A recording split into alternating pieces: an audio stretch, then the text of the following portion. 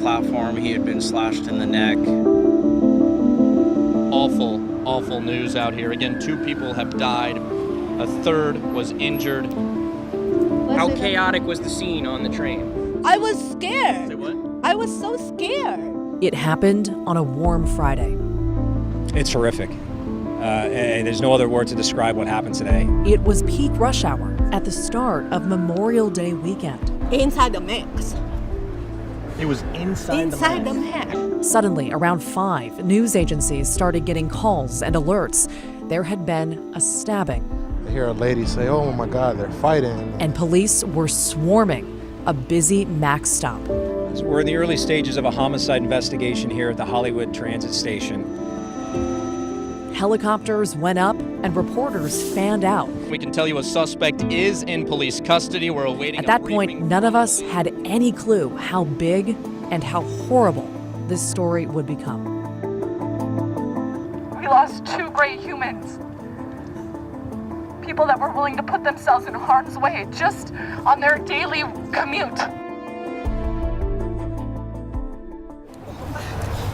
The 2 great humans were Ricky Best and Talisha Namkai Meche. Both died that day. Micah Fletcher was the 3rd person stabbed. He survived, and he said this days later. 2 very good people lost their lives that day. And I am very injured both physically and mentally. I do not feel well. And I mourn the loss of those 2 very brave individuals. Police said all 3 were attacked standing up for 2 teenage girls who were also on the MAX. One of them was wearing a hijab. They said the attacker had boarded the MAX, yelling, and at one point he turned his attention to the girls, prompting those 3 strangers to step in. So now, almost 3 years later, we're digging back into our archives at KGW because the man charged with carrying out that fatal attack is about to go on trial.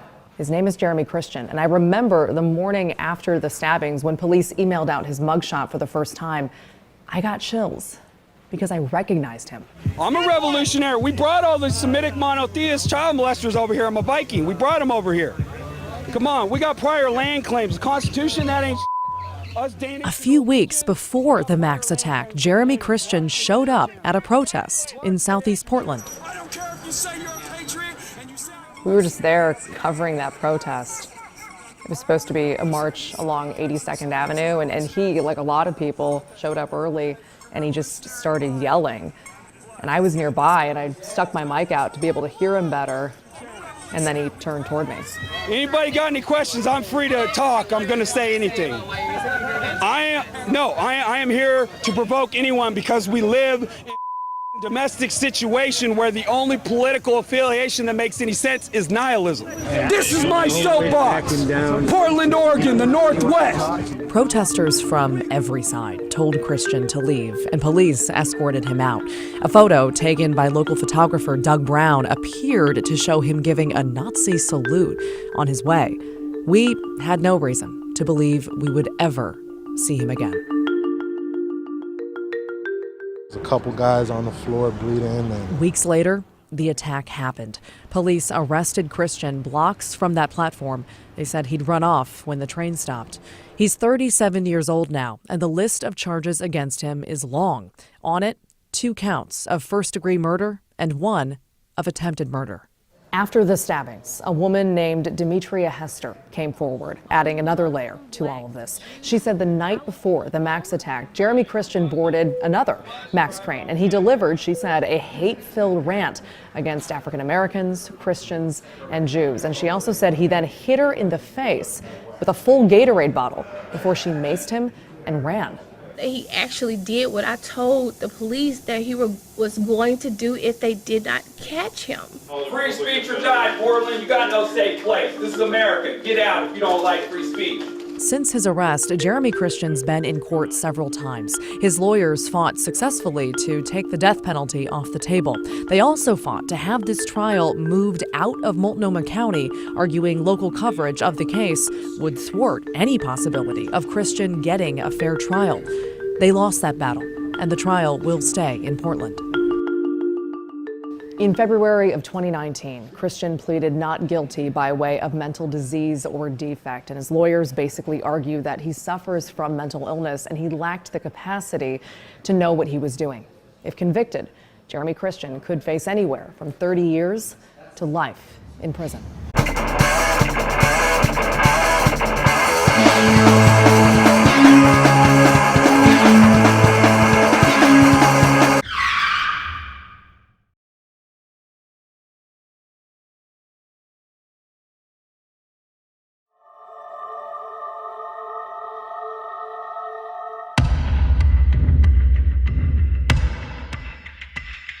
Police say a known extremist with white supremacist beliefs terrorized a young Muslim woman and her friend on a train, slashing 3 men who came to their aid. 53-year-old Ricky Best died at the scene, and 23-year-old Talisha Namkai Meshe was pronounced dead at a hospital. A third was seriously injured. Dad was always so nice and like so gentle. He was just a loving soul and just wanted to help people. Talisha grew up in a really nurturing environment, being one of the younger ones with a lot of older brothers and sisters who loved him. And he was a wild child. He was very spirited. He was always just had a real zest for life. I catch the Max at Holiday Park, which is right across the street from where I work. I got on to the Green Line going to Clackamas. I went to school and I was going from school to my work. We got on a stop before Lloyd Center. It was Friday after school. Walia asked me if I wanted to go to the mall with her because she didn't want to go alone. There was a gentleman who was just really loud and belligerent that got on the train at the Lloyd Center.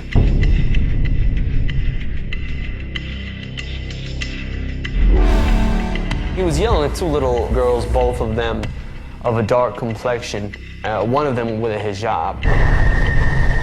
Talking about I should cut their heads off, get out of my country, I'm a patriot, freedom of speech. He kept saying that over and over again. Saying that colored people were ruining his city and that he was a taxpayer. He was talking about Muslims. Walia was wearing a hijab and he was looking directly at us.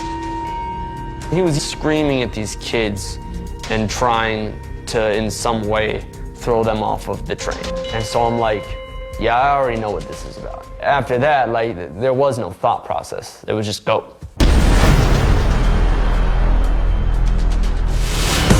Racism remains a disease that plagues this country. Don't hit me! We right here.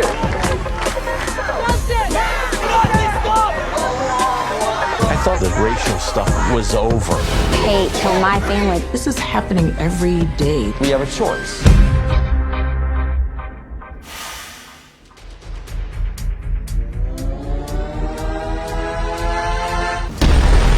People are pushing the red button.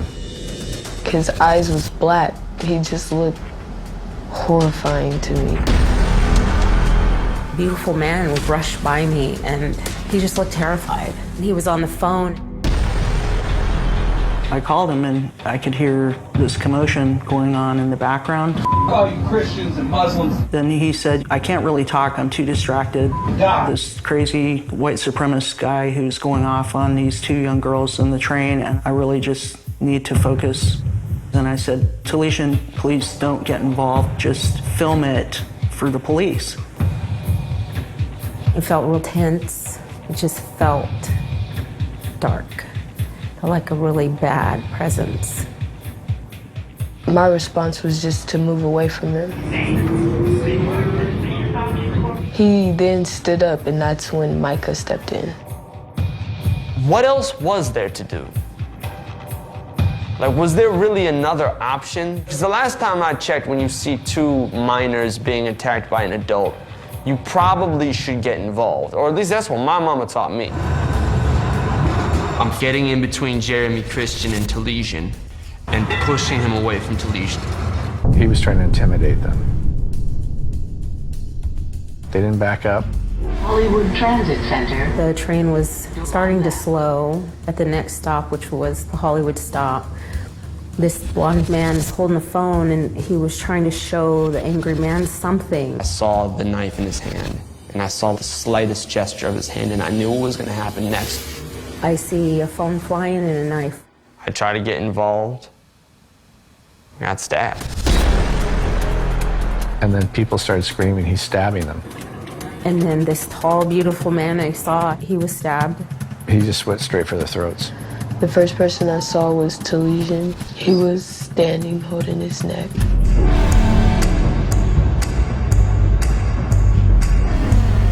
The train stopped. He yelled, "Who's next?" And then he ran off like a coward. And then we instantly just turned around and started running.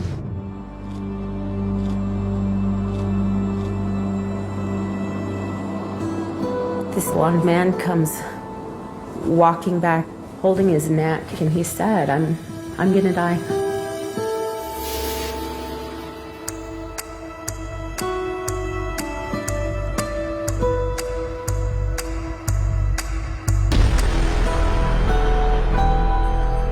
I told him, I'm really sorry that the world is so cruel. You didn't deserve this. And he just smiles. He's going to die. And he's young, and I'm holding his hand, and I've got my hand on his heart. I feel his life pounding in his chest. And I have to lie to him and tell him he's going to be okay. Hello, I'm Staff Sergeant Best from Bravo Company 201st, 3rd Brigade, here in Afghanistan. I have another man who's dying 2 feet away from me that will never see his children again. I saw Ricky's spine. I saw Talesian's voice box. That man brutally mutilated their bodies. There were pools of blood, and I'm standing in it, and I'm trying not to fall over because I'm crouched down over Talesian, holding his neck with him. I was afraid I was choking him. That's how hard I was pressing, and he was pressing my hand harder than I was pressing my own. It just felt like we were the last 2 people left on Earth. This is a red line train to Portland Airport. And he said, I need you to tell everybody on this train that I love them. We ran to the nearest place, which was 24-hour Fitness. We just went to like the girls' locker room, and we just locked ourselves in the bathroom and was calling my mom. Oh, Mom! She's screaming to the top of her lungs. These 2 dudes just got stabbed. This man was about to kill us. And I'm like, what? The call was like a call that a mother never wants to hear.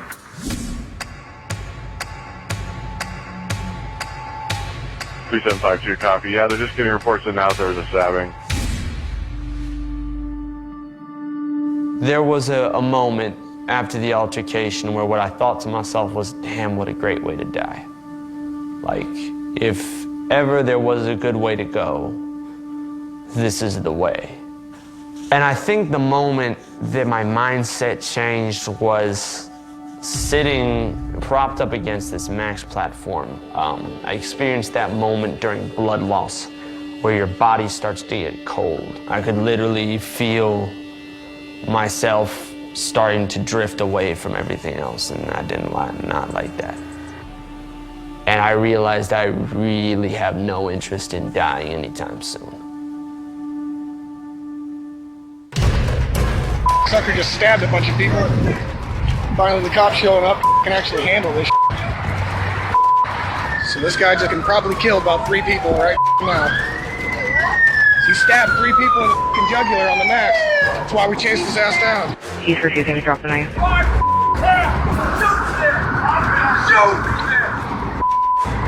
He is not complying. I need more cars here right now. And I actually think the guy was trying to commit suicide by cop because he kept walking at him, screaming at him, you know, go ahead, shoot me, do it, do it. They didn't shoot him. He threw the knife. We're going to tase him. They're taking him into custody now.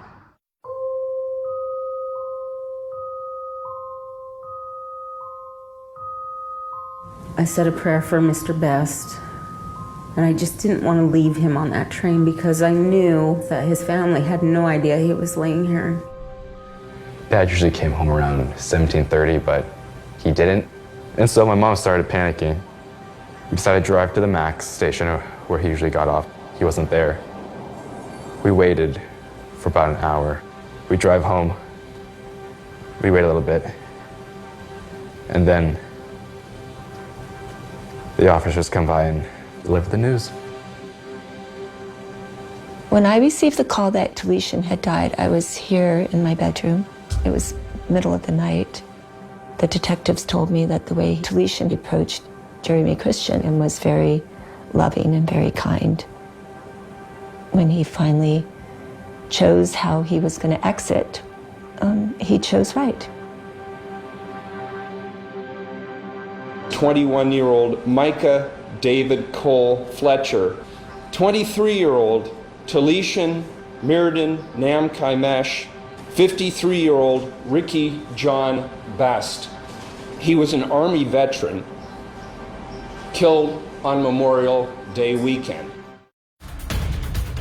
Tonight, the FBI looking into whether hate crime charges will be filed against an alleged white supremacist. The suspected killer, 35-year-old Jeremy Christian, was arrested and accused of stabbing 2 Good Samaritans to death on a commuter train in Portland.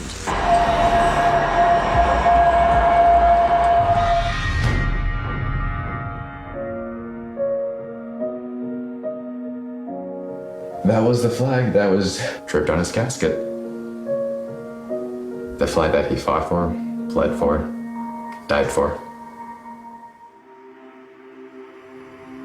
I did hear Talishan speaking to me in a dream.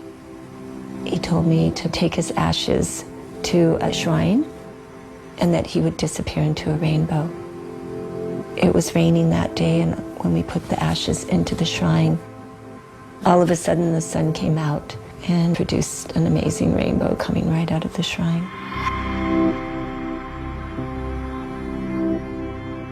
I'm just grateful. I appreciate everything that Micah and Talishan and Best had done for me. When I reached out to the young women involved and their families, they were already really concerned about the impact on the 2 young women because they weren't really part of the early narrative. Been forgotten about, and there was a lot of questioning about them being victims or not. People were like, oh, well, they lived, they're okay. But they weren't okay. I'm blaming myself because people have lost a father, an uncle, a husband, somebody they could have never saw themselves without. And I'm still alive. I just feel like I should win.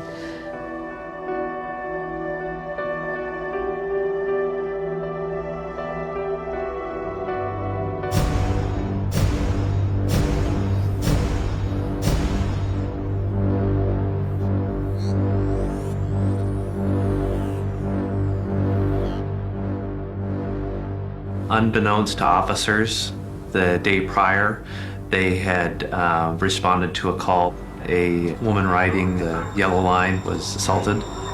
If the police would have caught him, and those people would still be alive, and their families would still, have them in their lives.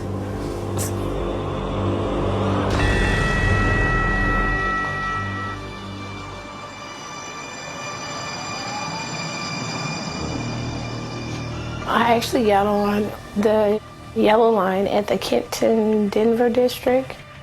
He got on at the Prescott stop. He was saying that he wished all Jews, Muslims, African Americans would die. Everybody else were Caucasian, had their head down. I knocked on the conductor's door and nothing happened. At the second stop, I said, "Sir, can you please lower your voice?" He said, "You black bitch, I won't rape you, but I'll kill you. I'm getting off at the Rose Quarter. If you want to do something, get off and you'll get killed." And that's the same exit I had to get off on to catch my connecting train. I looked him dead straight in his eye and he was looking at me. He was like, "Yeah, black bitch, you're finna get it right now." He gets off the train, I get off the train, and he pulls out a Gatorade bottle full of liquid. He's throwing it at me, hit me in my right eye. and I emptied the whole can of mace in his face, and I walked over and kicked him in the groins. It was a lot of people around, no one helped. I'm walking, I can feel my eye bleeding. I'm sitting down waiting for the train, and he's rinsing out his face, and I'm watching him, and he's watching me. BUN 678, transit station Rose Quarter. We have a male versus female. One of them used pepper spray and then hit the other one with a Coke bottle. When I went over to the police, I said, that's the person that attacked me. And he asked me, was I sure? It took the officer some time to find out that indeed Mr. Christian was a suspect. He said, well, we asked him, and he said that he didn't have anything to do with it. I said, I'm telling you that that's the person that attacked me. The police asked me for my ID. And when the other conductor came over and said that that's the guy, that's when he pursued him. Christian had started to walk away. The officer's intent was to follow Christian until a responding officer could assist him in that contact. As the officer turned his car around to continue to follow and keep eyes on Christian, Jeremy Joseph had walked down the street and the officer wasn't able to locate him. and was gone.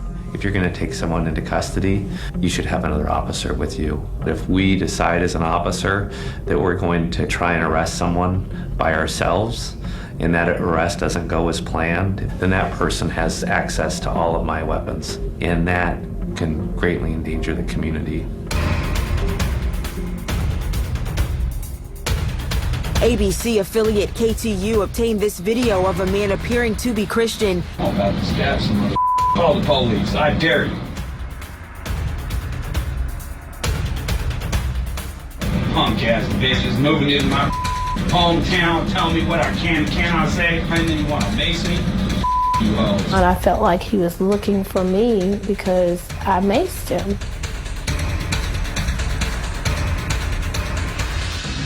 I did survive, and I did stick up for myself.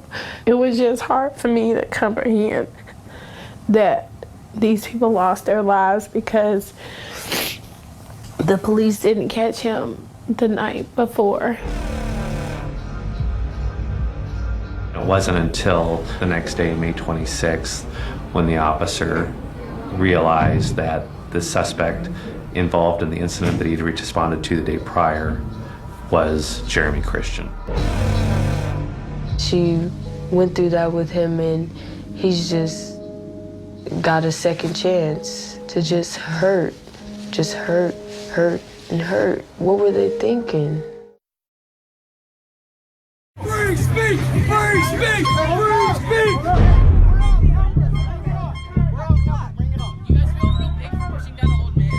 The individual accused of the murders on the MAX train had actually been involved in right-wing rallies previously. You're a white. You're a white. What's You're a white. Little punk. Throw a punch. You're a white. Of course I want. He's calling me a. Everybody deals with trauma differently. My way of dealing with things typically is to try to understand them. And so the first thing I started doing was looking into this guy, of course, Jeremy Christian.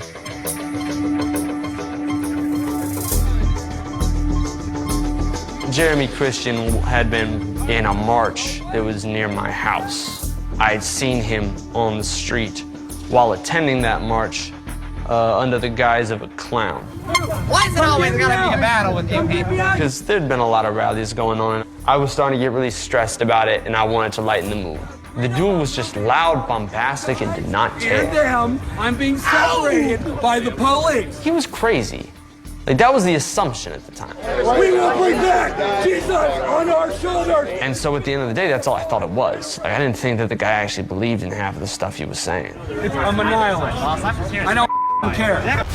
I mean, like, the fact of the matter is I'm not even close to healed. I haven't even started the process, honestly. What it did do was open my eyes to the fact that Portland has a history, but not just a history. It's still happening. Die, Muslim! Die, fake Christian! Die, Jesus! What I realized is that white supremacy, neo-Nazis, not even slightly new in Oregon. This is my soapbox! Portland, Oregon, the Northwest! I'm somebody who loves Portland, right? But the reality is we have a very mixed history when it comes to race. A lot of people are surprised when I tell them that the state of Oregon was the only state in the United States that wrote into its constitution at statehood that black people weren't allowed to live here. In 1844, the Oregon Territory outlawed slavery, but that same piece of legislation also included the first black exclusion law that said that black people were not allowed to live in Oregon, and they would be publicly whipped every 6 months until they left the state, up to 39 lashes. Oregon was founded as a racist white utopia. The divide is still very much there between the white community and the rest of the community.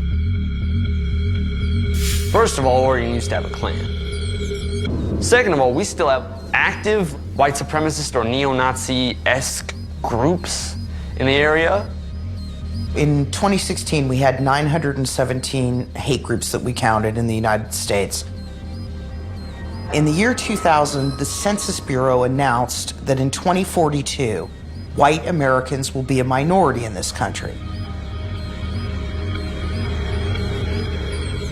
That was a clarion call for white supremacists in the United States. Then came along the financial crisis, right, 2007 and 2008, which added to this sort of hate backlash.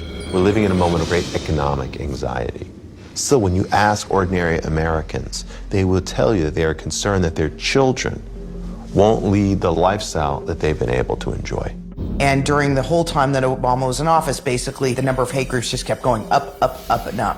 When we talk about racial terror in this country, when we talk about terrorism, the terrorism in this country a lot of times has been associated with the Muslim community, but the reality is that a number of those crimes have been propagated by white males, and I think that's the real conversation we need to have. That these people aren't just here to scream a little bit and then they're gonna go home. These people want a violent revolution that ends in the genocide of anybody that doesn't look like me.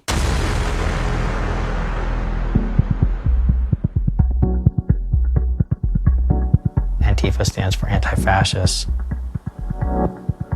When they form counter-protests alongside of racist and white supremacist type of protests. I think it's unfortunate that they get really stigmatized as being the quote-unquote bad guys when their intention is to be the quote-unquote good guys. Sometimes it's hard to tell the good guys and the bad guys apart. I see a lot of fear, and I see a lot of people ruled by fear, and that's when bad things happen. I've confirmed that the City of Portland has not and will not issue any permits for the alt-right events scheduled on June 4th or June 10th. I'm calling on the federal government to immediately revoke any permit or permits that they've issued. We were expecting violence. Late this afternoon, though, a federal agency that is in charge of this park that I'm standing in right now denied that request.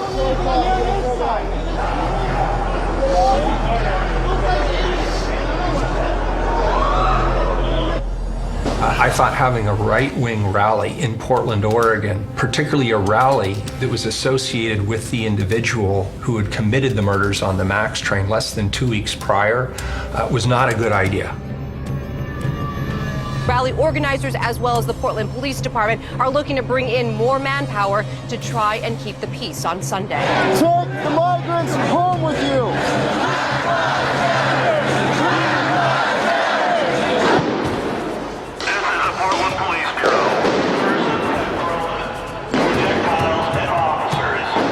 I got pushback from everybody. The permit for the march is canceled. Move out of the roadway to the sidewalks now. I was broadly excoriated for it. But you know what? If I had to make that call all over again today, I would make exactly the same call.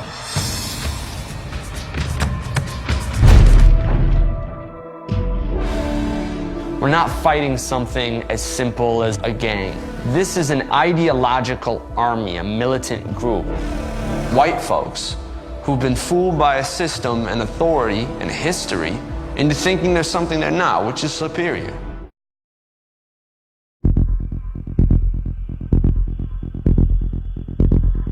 People are too liberal and they're too conservative. And if you're in the middle, God help you.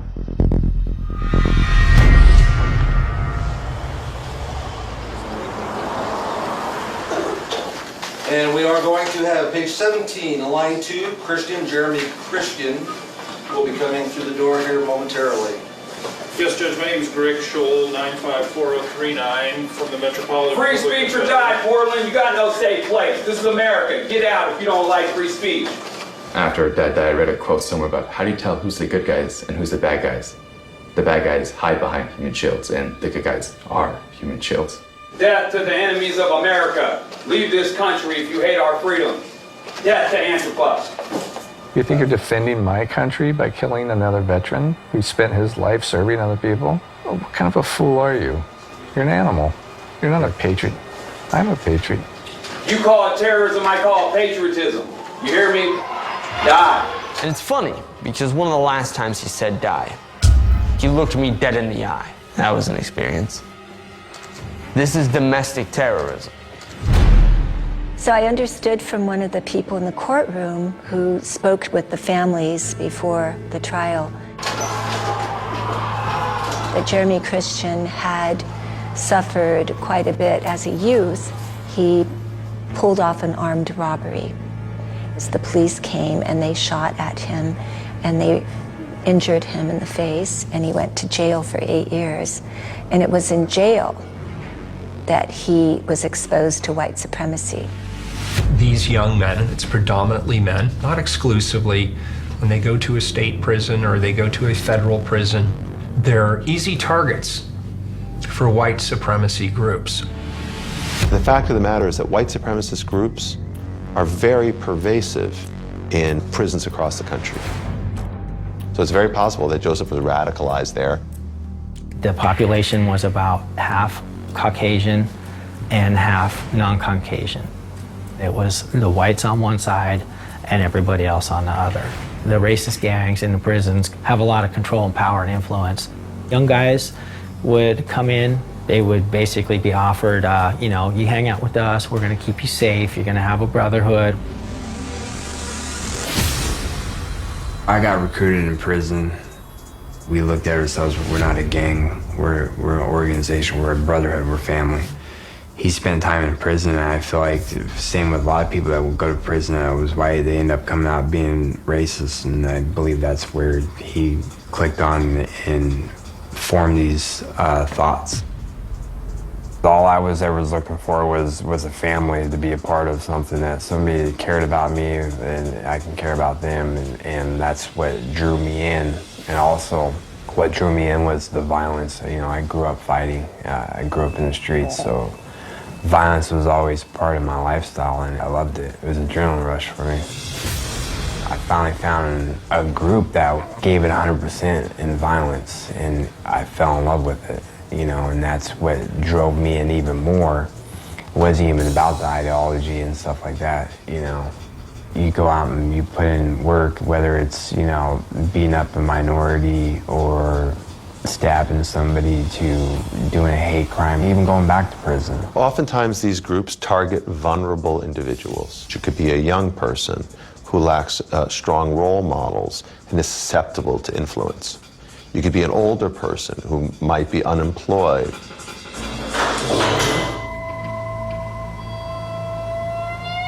Hello, Gary. How are you?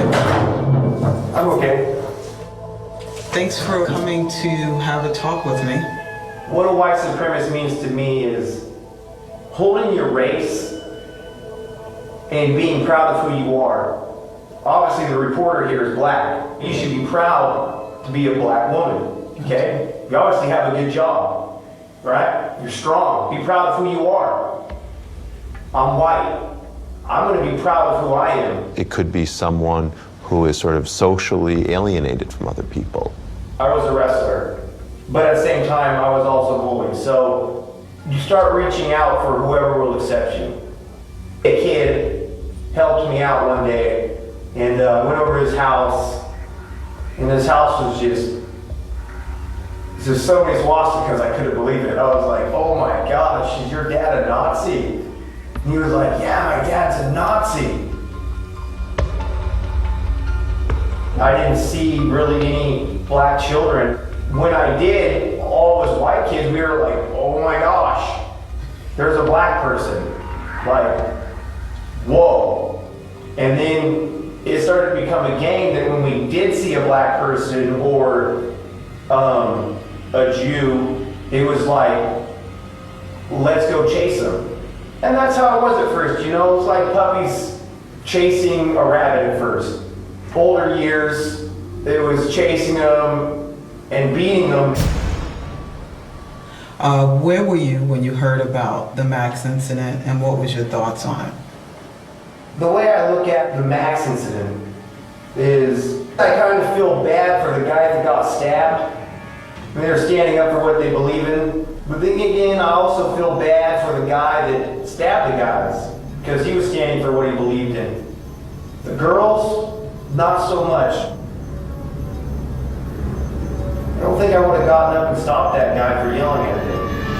Right now, whites are becoming a minority. Well, I don't think it's wrong claiming to be a white supremacist. Every race needs their soldiers.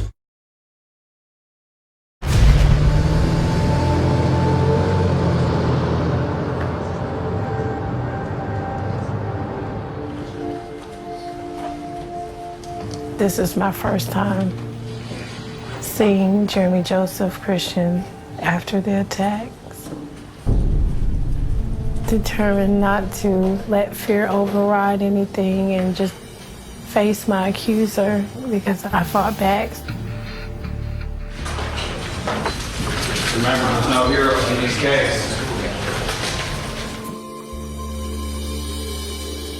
After the attack on the train, white supremacists who tagged along with Jeremy Christian threatened one of my daughters. She received a threat on some social media. I kind of just did a little rant on there. I was just like, my girls were the two girls attacked on the Max. Once we kind of exposed who we were, we started getting a whole lot of hate stuff and people telling they were going to kill our family. I literally had to delete all social media accounts I had. So for like a week or two, it was just nothing but love. And then the Nazis came out. And it was all via like I would check out their account, and it was like they made their account yesterday. A direct quote from one of them was, "We're thinking about coming to your house, raping your family, and burning it to the floor."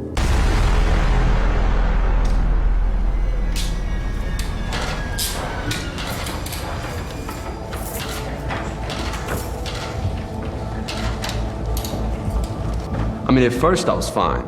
It was just another opportunity really for me to like just death glare this guy and do whatever I could to remind him that he lost. The families of all of the victims attended. The mother of Destiny, Micah Fletcher, and his mom and dad came. Ricky Best's wife and his mother came. I came with my 3 daughters who insisted on going even though I tried my best to talk them out of it. The emotional support was nice because we all been through the same thing. Because the camaraderie overshadowed by sort of how solemn the moment was. The detective who had taken care of the case gave a chronological storyline of the whole incident. So the gentleman here with the blue bag. Which was very graphic and difficult to sit through for all of the family members. So basically you have 11 stabs in 11 seconds. She talked about 11 seconds and 11 stabbings, which was really hard for the girls to hear. I had to leave the room. I couldn't handle it. There was a lot of tears during those moments. Listening to the detective explain for the courtroom what happened in explicit detail. Details I didn't even know. Like, I had no idea he had stabbed Talesian and Ricky that many times. That was really hard. Mr. Best tried to grab onto Mr. Christian, pulling at him, trying to do so. So they're in a bit of a tussle, but as they're doing that, Mr. Christian's just hanging on to him, and he just continues to hit him. So there's another one there, number 6. Words can describe it. It's almost primal and a bit scary, like how strong your emotions can run. Mr. Christian pushes Mr. Fletcher. Mr. Fletcher goes back a little bit, and he drops his backpack down because he had his backpack on. They actually showed the victims footage of everything happening. And what it shows in the video is me getting in between Jeremy Christian and Talesian. You know, and I'm watching that. I keep bringing it back to this thought of like, I didn't go hard enough, you know? And I watched myself pushing this guy, trying to push him out of the train. When Mr. Christian pushes Mr. Micah, Mr. Fletcher grabs hold of Mr. Christian, spins him around, and pushes him toward the door, which is now open because they are at all of this stuff. It hurts because I wish I had just knocked his ass out. I wish I had been as aggressive as people want to pretend that I was. I feel like my mistake was being too peaceful. Mr. Christian falls back just a little bit on that first one, but then gets back up and comes back toward Mr. Fletcher. Mr. Fletcher pushes him again, telling him to get off the max. Actually, I think get off the max is what he said. It makes me sad and it's very disappointing that I have let myself change so drastically that I regret not being violent. When he comes back at Mr. Fletcher again, pushes him toward the door, get the off, get out. Mr. Christian says, hit me again. Mr. Christian, at 4:32:04, takes the knife and with sort of a roundhouse blow, coming around anything that anybody might do, he comes in and hits Mr. Fletcher in the left side. Hit me again. December 15th.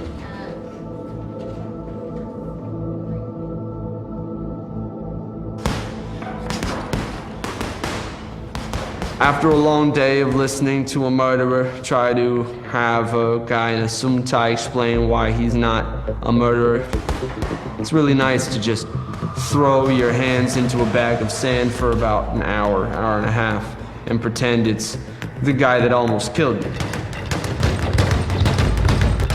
I started boxing about 5 months ago in order to build muscle mass because I ended up getting stabbed. My thought process was that if I better knew how to protect myself, maybe the outcome of that incident would have been different. Honestly, it's pushing me to want to be more extreme and work with left-wing groups. I'm not a member of Antifa, but Antifa's not the one sitting there trying to demonize me and call me a terrorist. We think this problem is at a stage where we can talk our way out of it, where we can just work it out. And we can't. We can try. It's always worth trying. But that's at a certain level. When somebody is screaming out on a max how they're going to decapitate people, you're past it now. You're past that.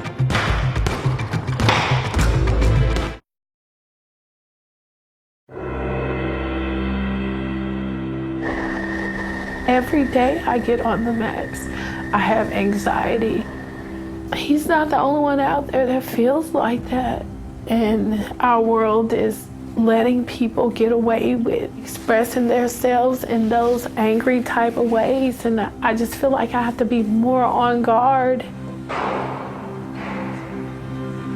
Now, I want to make sure I'm saying your name right. Demetria? Demetria, yeah. Okay, thank you. Yeah. Me goddess of war. Oh, that is amazing. Have you ever shot before? A long time ago. Okay, cool. I know being from Tennessee, that's kind of like a thing, right? That is. Yeah, it's like a thing. For sure. Nice big grip on the gun. We're going to bring our support hand up, and we're going to collapse knuckle to knuckle, and our thumb is going to stay on the same side of the gun always. I want to get as many fingers on that gun and much my palm on that gun as I can. I have not shot a gun. I think it might have been 20 years. I feel like I need to brush up on it. Seeing as the circumstances and things that's going on, I think I need to see if I can really shoot my target. When I give you the command of up, you can go ahead and begin firing. Go nice and slow on the trigger though, okay? Line those sights up, be aggressive towards the target. All right, up, line those sights up, squeeze that trigger to the back. Slow, steady, smooth trigger press. I'm looking at all Caucasian men and everybody as if they're a suspect and have to be on guard and watching and looking and paying attention. I'm terrified.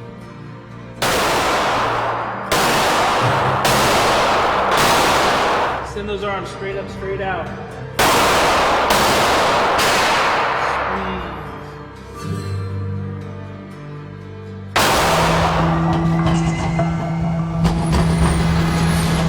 Caucasian men, and I keep thinking that I'm seeing Ricky Best, one of the victims. And there's times I wonder how sane I am because I know I'm not seeing Ricky. I should have picked Tilly up, carried him outside. I should have picked Rick up, carried them outside. They both deserve that. They'd be connected to the world and not to the floor of a MAX train. But those are things that you think about afterwards. Green line to Portland City Center. I was so taken by the fact that both Rachel and Morgan were there with my son when he passed, and the amount of compassion and caring that they both had for him. And I'm very grateful to the both of them. Ricky wouldn't be Rick if he didn't stand up for the defenseless. He was strong in the physical sense. He was also strong emotionally and compassionate and like spending time with his children. It's like how a dad was supposed to be, like, let me help raise you up and teach you how to be strong. It's like a quiet but somber pride, like, yep, that's dad all right. You care about your fellow human being. I think that's where the real division is in America. Is that a lot of us do care, a lot of us don't.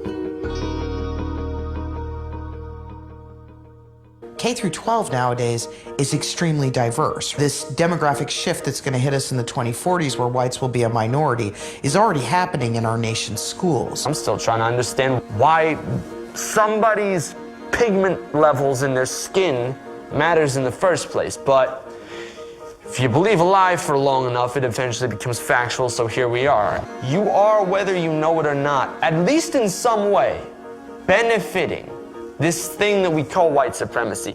I know there's a problem, but I come home and I drink my glass of wine and I watch my television and read my book and I go to sleep and I go to work.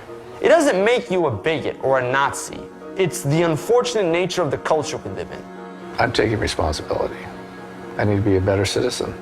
What does mean something about you in particular is what are you going to do about it? What does mean something about you in particular is what are you going to do about it? What are you going to do about it? Every time I have to walk past this area, you know, and it always comes to mind. I always think about it. In the years since, Portland has pushed on, as much as a city who's been through something like this can. We watched as Micah Fletcher, the lone survivor, cried in the arms of Talisha Nomkai Meche's mom.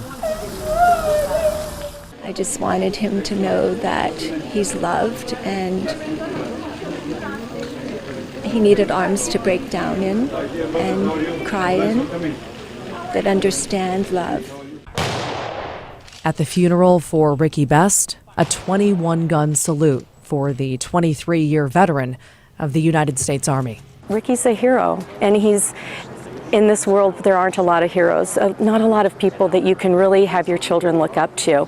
And Ricky, what Ricky did will forevermore imprint on my life and my children's life. And at the Hollywood Transit Center, a memorial wall now stands. It comforts people who were here when the attack happened. For those who weren't, it offers clues about a day that ended and changed lives and left so many in Portland feeling less safe.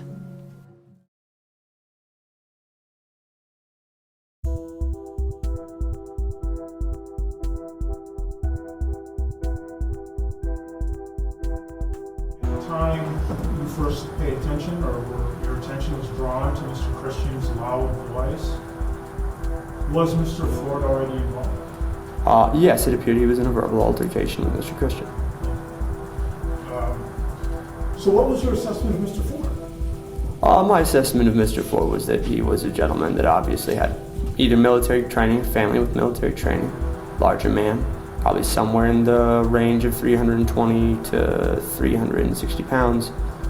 Definitely somebody that can take care of themselves. But the way that he was speaking was very polite. And it was loud, but not quite a yell, more just firm speech, which would indicate a level of, what would you call that, manners, taught and built in as a personality. And so I just kind of assumed that wherever he was, that's where he would be. I'm not sure what you read on that statement. Wherever he was, that's where he would be. What geographically speaking, as in I did not think in any way that he wanted to get any more involved than he already was currently, or that he did not feel willing to, or for whatever reason, he did not seem to want to engage in the situation apart from attempting whatever conversation he was attempting with Mr. Christian. Okay, I think I understand you. And did you then make a judgment that that was not adequate to the situation? Something more had to be done? I wouldn't put it that way, no. How would you put it? I would put it as that was fine, good, acceptable perhaps for him. I simply wanted to make sure there was an added layer of separation between Jeremy and the young ladies. Okay. And is that why you decided to get involved? That is why I decided to get up and stand where I did during the time that I stood there, yes. Okay. In this situation, your initial impulse was, I think, motivated because of the two girls that were seated there. Is that right? I would say so, yes. Okay. And while you're saying your action wasn't very much, if I'm hearing you correctly? I would say at that point, yes. You actually got the desired result, I think. Would you agree with me? That is, Mr. Christian no longer focused, if he was focused on the girls, he was no longer focused on the girls. Absolutely. Okay. So that was an action that maybe got the results you wanted. Yes. But actually prior to your involvement, Mr. Ford had already gotten that action because Mr. Christian was already focusing on him. Yes. Were you aware of that? No. Not really? Not really. So do you think that if you had taken a little more time, you might have realized that Mr. Ford was already diverting the attention to himself? And maybe that was the solution right there? I mean, I suppose it's possible. Nothing you thought of at that time? Possible. You do recognize there was a time after you came down and engaged with Mr. Christian, both of you yelling, he actually stood up. And then, after a while, you turned back towards Mr. Ford. Yeah. You remember that? Yeah. Okay. What about this? When you came down, did you hear Mr. Ford tell you he's just talking, no need to fight? I believe that was after I came down. When do you believe that was? So I remember getting up, walking down the staircase. I say a bunch of angry things, stand next to Mr. Ford. I'm having a verbal altercation with Jeremy, and then I turn, and Mr. Ford says, "I'm done with you, I'm just gonna ignore you." And then then he said to me, "He's just talking." In that order. That's what I remember. That's your recollection? Yes. You noted that you wanted to de-escalate the situation. Yes. Is that right? Oh, yes, sorry. So, I take it that would be kind of calm things down. Yeah. Do you think it was a good strategy then to come down yelling and saying harsh things, really loud, and engaging in shouting match? Objection. Questions are being made. I'll sustain the objection.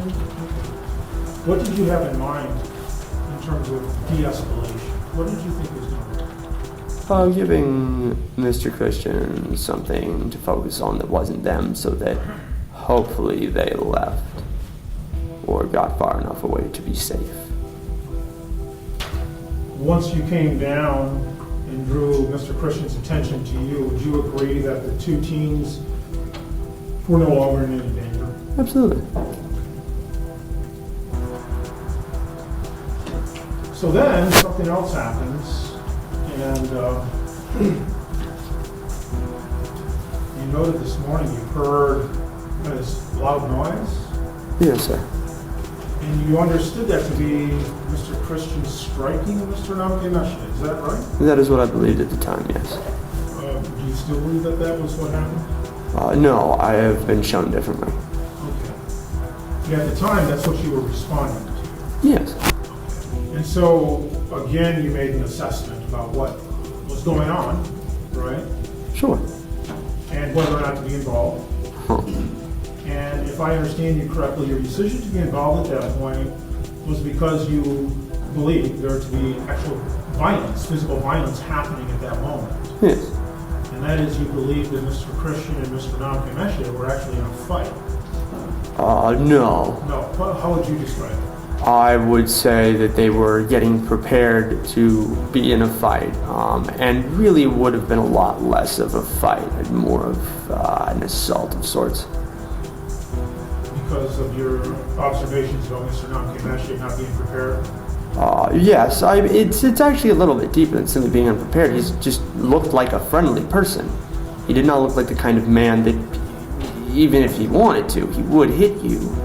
He just didn't seem like the kind of person to engage in such behavior. So you made a determination to get involved to help Mr. Namkameshe? Yeah. Because you believe that if there were to be a fight or an altercation or some sort of violence, he wouldn't do well. Correct. So essentially you're stepping in to help him out. Stepping in to replace him. To replace him, okay. Yeah. Once you got involved, it seems as though your effort was to get Mr. Christian away from Mr. Namkameshe, for one, right? Yes. And to get Mr. Christian off the mix. Yes, hopefully. Not myself, but yes. Not yourself?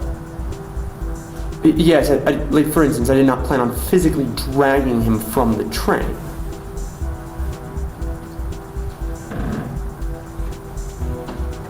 I think that you talked about the fact of, or the desire to make it perfectly clear to him that that was the best option for him. Is something like that? Yes, no, so to encourage him to realize that, yes, that's just the most constructive option for him at that moment. Again, not to physically remove him myself, simply to put in a position where once he does the math in his head, he goes, you know, this is pointless, fuck it, I'm going home. Next thing you remember happening, Mr. Fletcher? So the next thing that I remember happening is me getting up, moving down from the elevated section of the train, and basically screaming for him to shut the fuck up and that he can't yell at kids like that. I think I said that's fucked up, you can't do that. So it sounds like you sprung into action and decided to take a stand. That would be a fair assessment, I would say yes. And then why, in your mind, was it right to leave your seat, travel down to kind of a different section of the train, and speak in a raised voice to a stranger in a harsh tone? To make sure that he understood that he was being watched and that his actions would be judged accordingly, not just by me, but by anybody on the train that day. The next thing I remember happening is as the ranting, the loudness was going on, all of a sudden there was a sound. It sounded like a very sharp and loud strike, and I turned and I looked and I saw the gentleman that was yelling, in this case Jeremy Christian, standing nose to nose with somebody else. Then you hear this noise. At the time, did you know what the noise was? At the time, what I believe the noise was that I turned and watched, and it appeared he had struck the gentleman in question. What's the next thing that you do? The next thing that I do is just immediately rush towards the situation and try to get in between the two of them before things can escalate. Well, okay, tell me about that. You are not tall. We heard, I think, from Dr. Gunson that Mr. Namkameshe was 74 inches, which by my math is 6'2". You know the defendant is pretty good sized. Why did you want to walk up to that situation? To be clear, it had nothing to do with what I desired. I just simply did what I thought I should do. Okay, that's fair. But why did you think you should do that? Because It's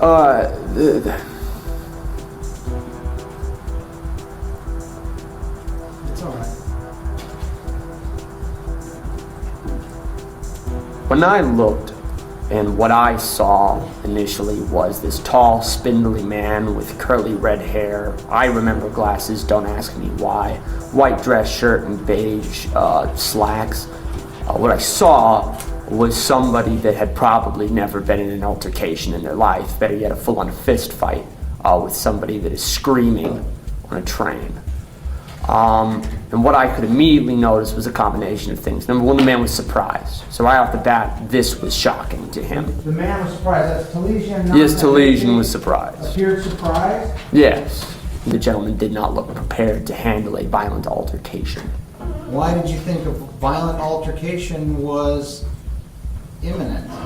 Because I have been, I guess for lack of a better term, victim of enough violence that I know what it looks like before somebody hurts somebody else. You walked up and did what or said what? I remember getting up in between them. I think I tried to say something.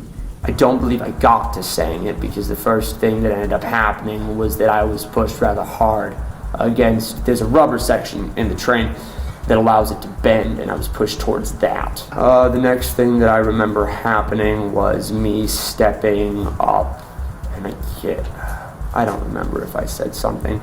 I stepped back forward to reassert myself in the space I previously was in.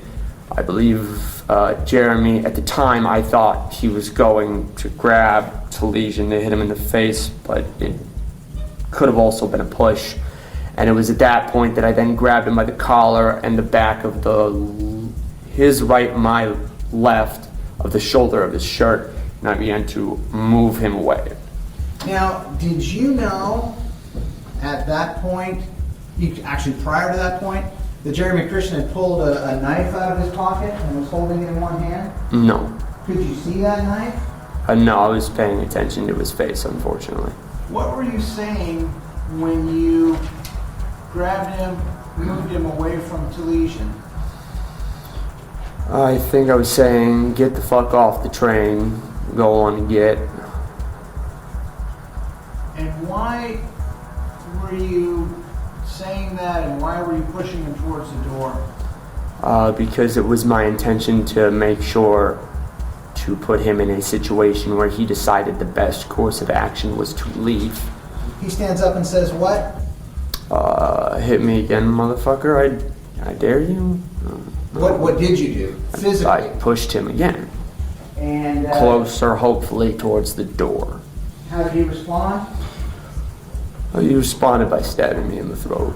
Say it again? He responded by stabbing me in the throat. All right. Did you see that coming? Not at all. In fact, originally I thought he punched me. Really? Yeah.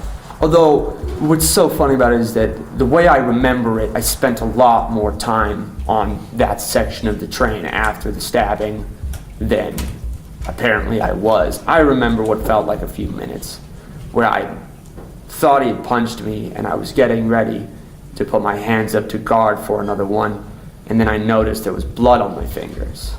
And I was like, that's odd. And then I realized there was blood on my shirt, a lot of it, and then I realized it was coming out of my neck. What did you do then?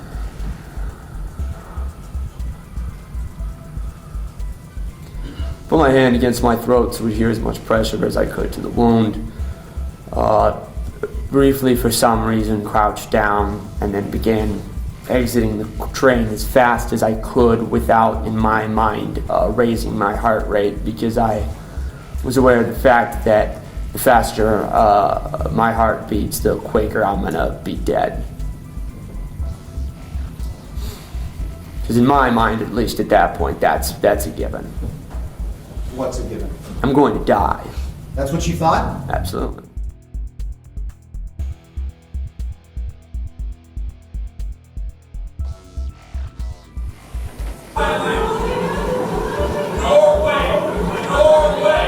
Norway, just illegalize circumcision. That's it.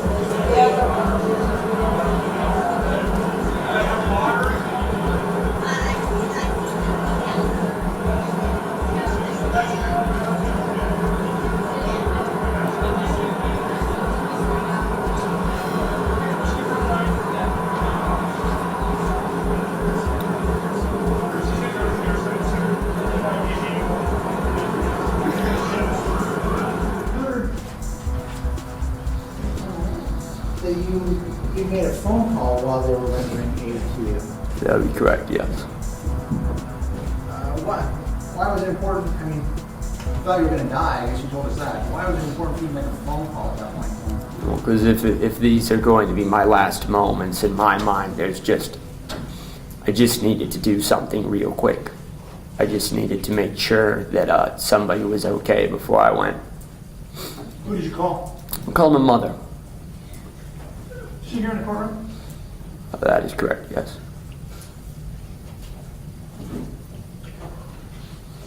What did you say?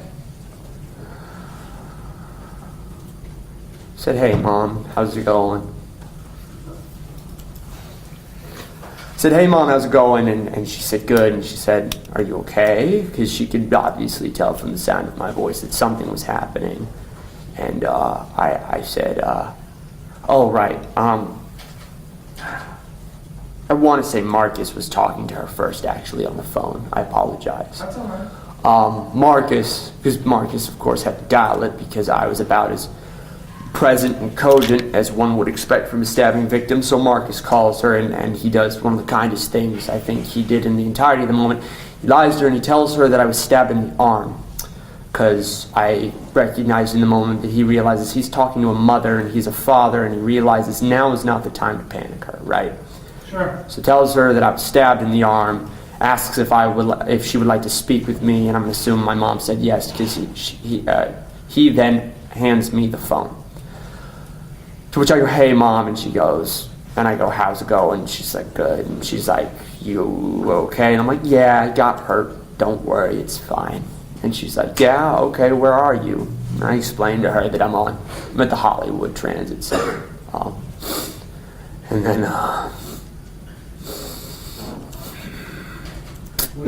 I told her I loved her and that I'd see her soon.